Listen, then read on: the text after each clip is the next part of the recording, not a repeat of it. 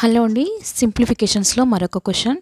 So ఈ question చూసినట్లయితే multiply చేయాలి. సో 13.8 ఇంటూ 16.7ని మల్టిప్లై చేసుకుంటే మనకి 230.46 వస్తుంది. So into 21.4 minus 2931.844.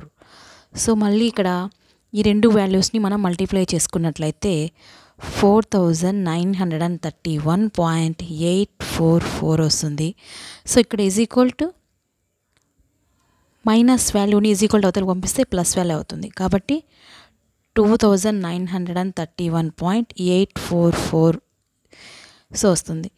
అప్పుడు మనకి ఈ రెండు వాల్యూస్ని ఎక్స్ని మనము సపరేట్ తీసుకుంటాం. సో ఎక్స్ని వాల్యూ ఫైండ్ అవుట్ చేయాలి కాబట్టి ఎక్స్ ఈజ్ ఈక్వల్ టు అప్పుడు మనం మైనస్ చేయాల్సి వస్తుంది.